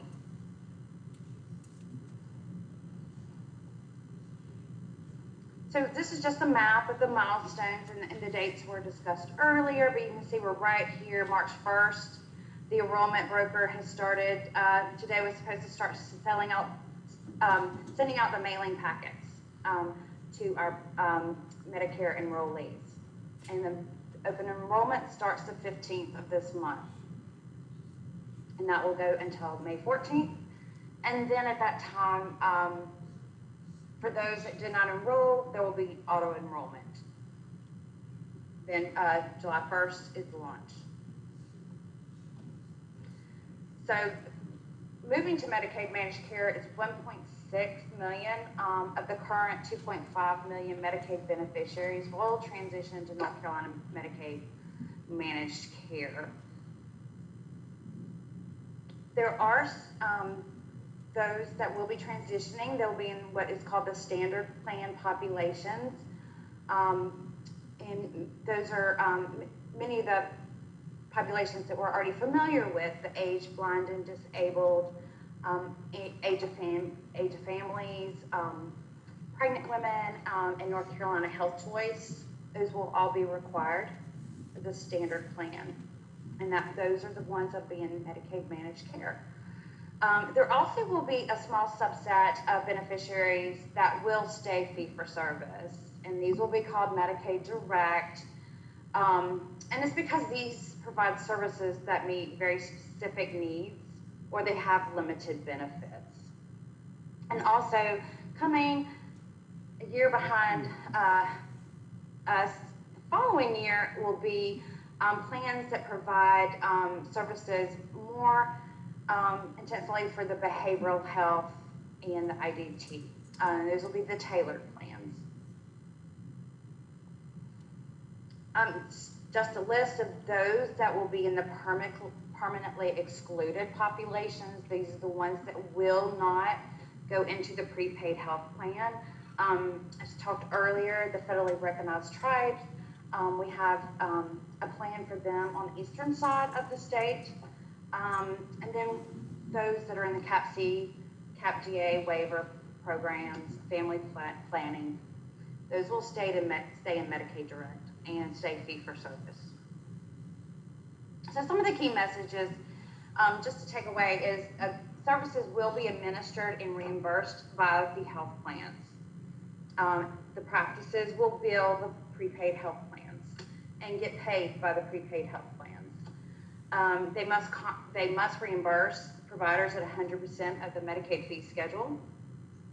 Beneficiaries can choose their health plan and their primary care provider. The Medicaid services will not change, but health plans may offer enhanced services to plan members. So it's important for those enrollees to ask those questions of an enrollment broker so that they choose what's best for them. The rules and processes for Medicaid eligibility will not change. And for additional information, there's a transformation website, there's a county and a provider playbook, and then there's also the enrollment broker website, which will be very helpful to our Medicaid enrollees. And this is just a list I wanted to share the different resources around North Carolina Medicaid reform. And there's a whole list of the enrollment materials that will be going out to beneficiaries that are hitting the mailboxes very, very soon. And so if you want to look too, there's a county playbook and provider playbook that provides a lot of information as well. So thank you. I'm going to hand it off to Sherry.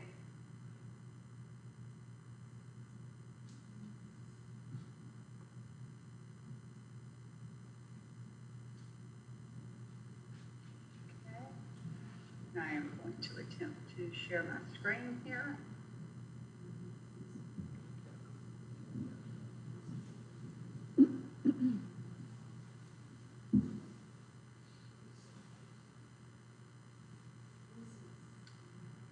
Okay, thank you very much. Can everybody see the screen? It's the introductory screen that says Davie County Commissioners. We can. Very good. So the plan that I'm going to talk to you about is the North Carolina Foster Care Plan.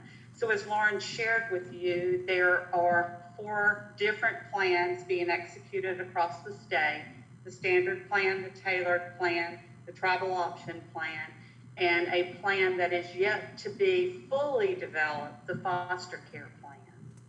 February was a very busy month.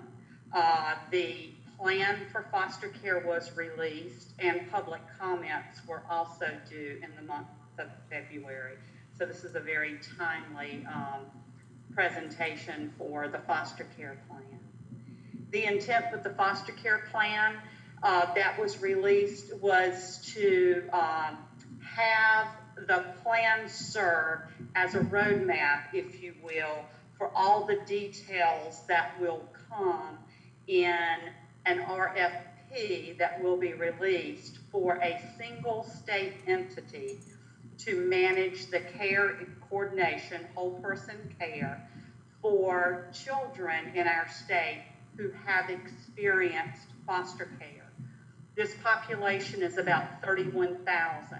Now that number is much larger than the current 12,000 kids that are in foster care, because it is comprised of those children who have experienced foster care, which includes children who have been appointed permanent guardians, children who have been adopted out of the foster care system, and children who have aged out of the foster care system up to the age of 26. So those young adults, if you add those populations together, you get roughly 31,000 participants in this particular plan. The primary components of the plan, or the primary purpose of the plan, is to provide, it's very similar to what's happening with the standard and tailored plan. It's to offer whole person care. It's to improve and ensure care management and improve coordination for this population. And it's to ensure that there is adequate provider network adequacy for the population. So again, about 30,000 individuals and a complete wraparound program for this population. There's good information if you want to read the entire plan. It's relatively brief. It's less than 20 pages. And there is also a recorded webinar that DHHS has released regarding the foster care plan. This plan is expected to align with the launch of the tailored plan July 1st, 2022. And that is very questionable at this point. I think there was a slide that I missed. Let me go back. Maybe not. Sorry. It's very questionable about whether or not this plan will actually come to fruition by that time, because as I said in February, not only were people reviewing the plan, but they were offering comments. It's my understanding that DHHS has received letters from the North Carolina Association of County Directors, from Benchmarks, which is the largest provider, child welfare provider advocacy group in the state. A joint letter was received by the department from NCACDSS, the County Directors Association, and Benchmarks.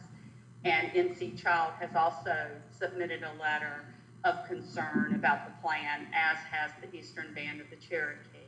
And some of the things that they have pointed out are shortcomings in the plan, because remember, this plan is to act as a roadmap for the RFP that will be let, and the RFP will have a lot more detailed information in it about what a provider, a statewide provider, or a statewide insurance provider is required to do for this population. And there were some commonalities amongst those that have reviewed the plan and have shared. And a couple of things that I thought were worth highlighting is the plan lacks an emphasis on early intervention and family preservation services. In the child welfare system, entry into foster care is of a last resort.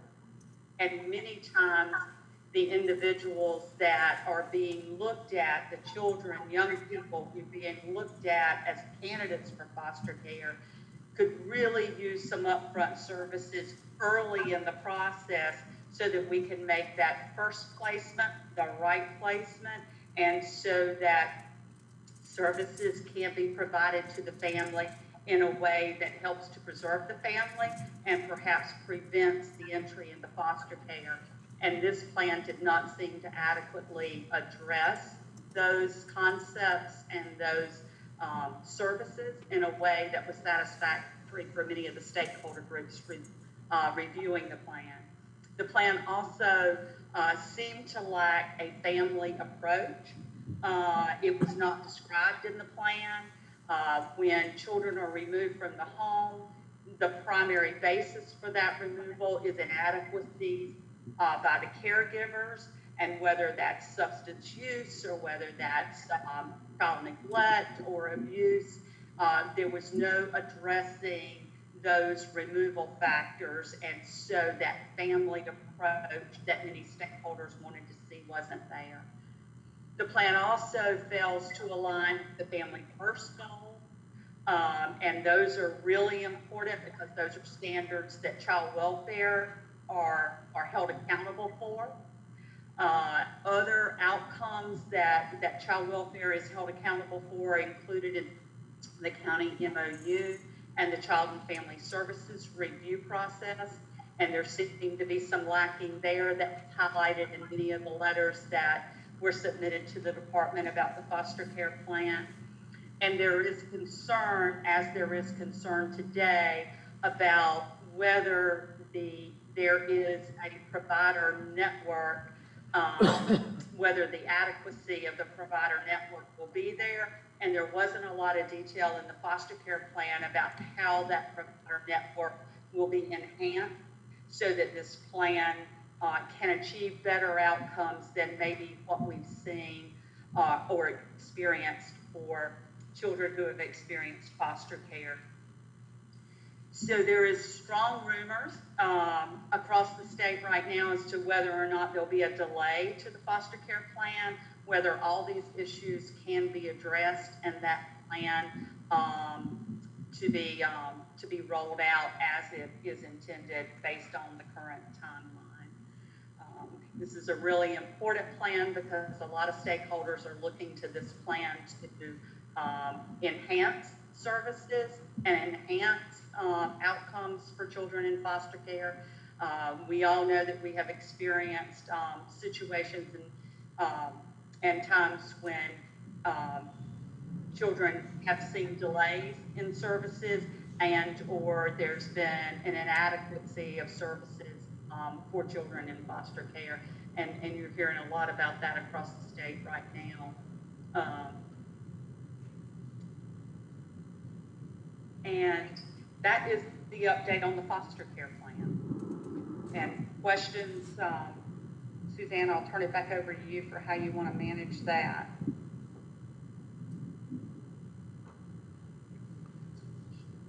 I guess I would just ask at this time if the commissioners have questions. I have a quick question. We understand there's an inadequacy of services for young people in the foster care program. But one of the things that you mentioned early in your statement, and maybe I just heard you wrong, was that we were going to extend whatever the services are in this foster care plan to 19,000 people who are not currently in the foster program. So if we have an inadequacy of services to those that are in the program, maybe you could help me with some of the rationale as to why we would want to offer those services to 19,000 people up to the age of 26 who aren't in the program. So these children are already receiving Medicaid. They're receiving their Medicaid because they were adopted out of the foster care system, and they are receiving services now, many of them through the LME MCOs or through their primary care provider in the community, depending upon what those parents and how those parents determine to access services.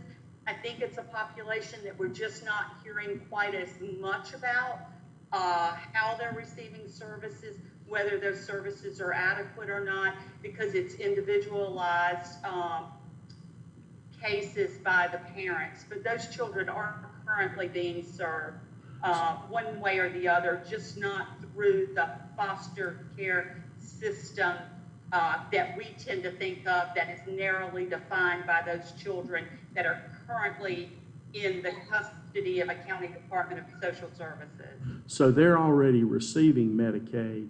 This is just maybe a redefinition of terms and how you. This is not an expansion of who's eligible for Medicaid. It's just a grouping of children, In a different way. cohort, if you will, that has been pulled together to receive services or to be eligible to receive services through this plan. Okay, thank you. You're certainly welcome.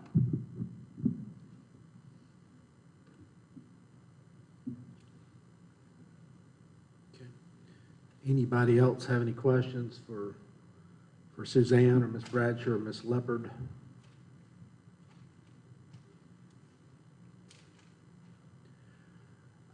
I would just say this Medicaid transformation, it was supposed to start July 1 of 20, and they put it off, and I'm praying, hoping for the best, but with COVID, the pandemic, I question the rationalization of rolling it out now, but they are committed, and they say it's going to go live July 1, and so be it.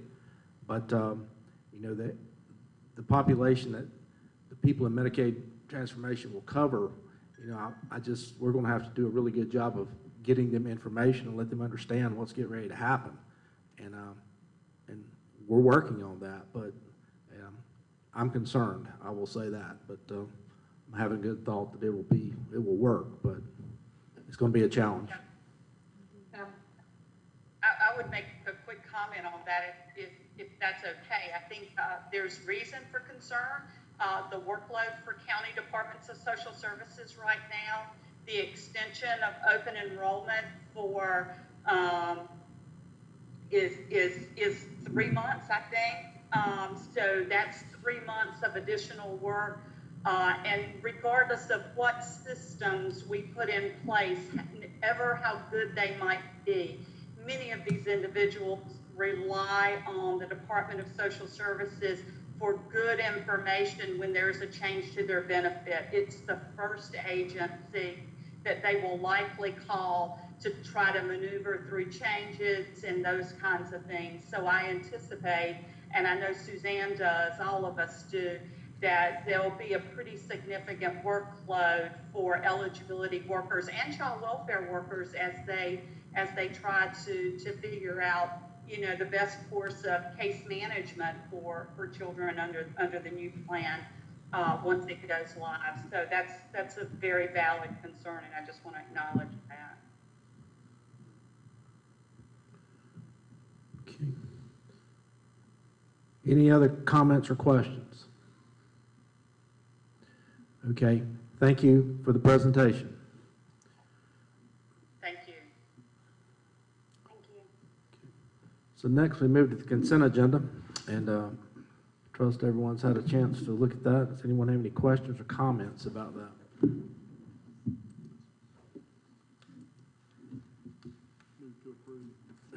Second. Motion to approve by Commissioner Jones, second by Commissioner Finney. Any discussion? Seeing none, all in favor, raise your hand. That is approved 5-0.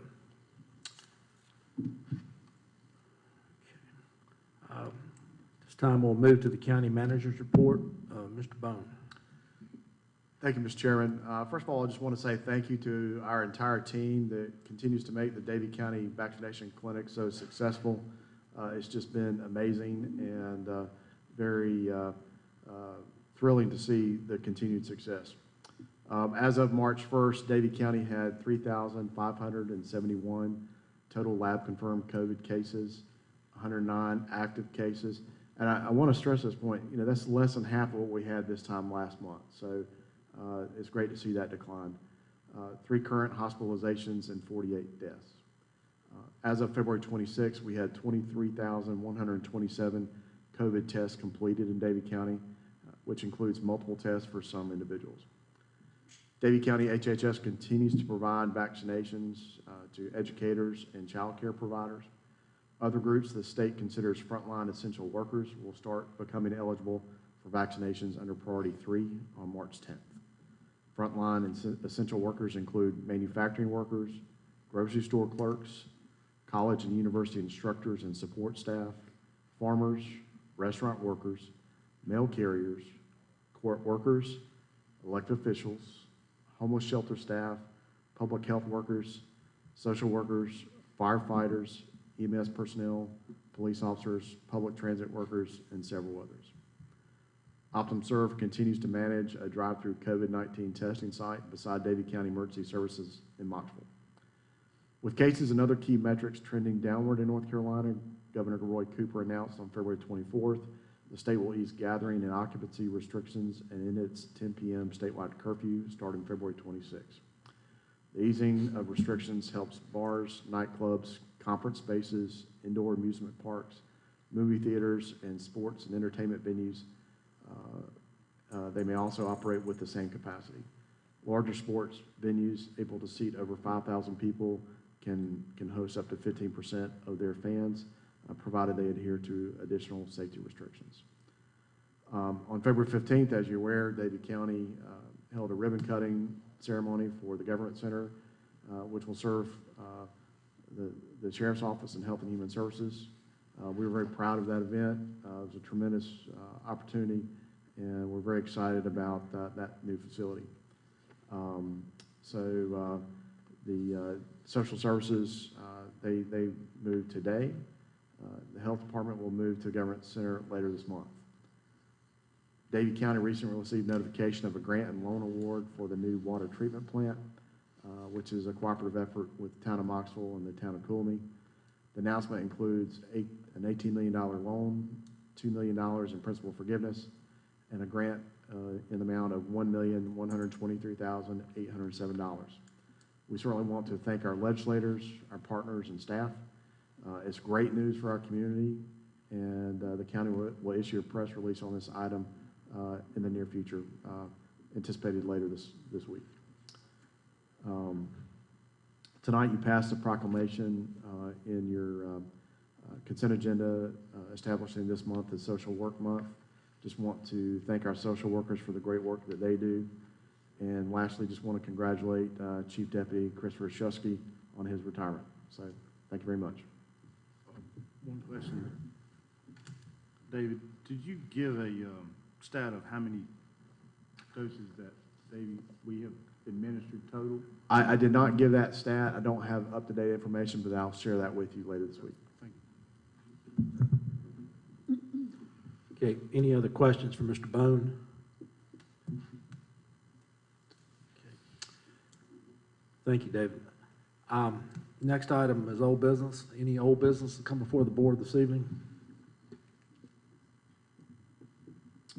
Seeing none, any new business to come before us this evening?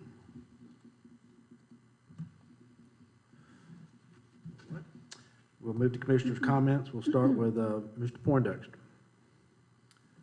Thank you, Mr. Chairman. I'd just like to say thank you to everybody for coming out tonight and giving your opinions to us on very important matters. I'd like to say thank you to the county staff for all the hard work that they do and help keep us informed and in line. Also, I'd like to say thank you to Captain Shusky for 30 years of service, and hope he enjoys his retirement. And thank you, too, to the health department for all the hard work that they have done getting the vaccines out during this COVID time. Thank you. Commissioner Finney. Thank you, Mr. Chairman. I would like to thank everyone who came out tonight and spoke during the public comment period. It's imperative that we hear your voices so that we know how you feel about things going on in the county. If you don't tell us, we don't know, and it always helps to hear what you have to say. I want to congratulate Chief Chris Shusky. I've been privileged to know Chris, I guess, for all of his Davie County career here. I used to work with him some when I worked at 911. I've always found him to be very straightforward and dedicated, and even when we butted heads, we respected each other, and he's going to be missed, and I appreciate his service very much. And I want to give a huge shout out tonight to one of our behind-the-scenes people that we often forget how hard he works. John Gallimore, you the man. I'm going to tell you, we couldn't be here with all this technology going on without John, and he works so hard, and he never expects anything. He just does what he's supposed to do, but I appreciate you very much. Thank you for all you do. Commissioner Jones. Mr. Chairman, I think we've held folks here long enough. I would just say we are a blessed people. It's been a tough year, but God has richly blessed us. And I thank you for each of you that serve and all those that serve, and appreciate those that came out and had their voice heard tonight. Thank you so much for being here. Mr. Blakely. I appreciate everyone coming out tonight, everyone speaking their opinion in our public comment. Again, as Ms. Finney said, it's important to hear the citizens and what they have to say as we make our decisions. Congratulations to Captain Shusky, who's 30 years of service to the county, which is a wonderful thing.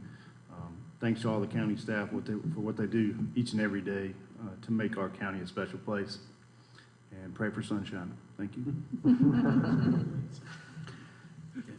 Thank you. Appreciate everyone coming out tonight and sharing. We've got long tonight, so I will be very brief. I do want to congratulate and thank Captain Shusky for his efforts for 30 years, and Ms. Finney has already made a shout out to Mr. Gallimore, but I would reiterate that we got moved into the government center, and he was instrumental in that and getting us moved in and in a timely manner. But thanks to all our staff for what they do, and I'm not sure at this point where we will meet next month. I'd like to say we'd be back in the county commissioner chambers, but I don't know. But we appreciate you coming out. We'll get that. Make that decision and get it published to where we're going to be next month, and please come back. So with that, I will entertain a motion to adjourn. So moved. Motion, second. All in favor? We are adjourned. Thank you.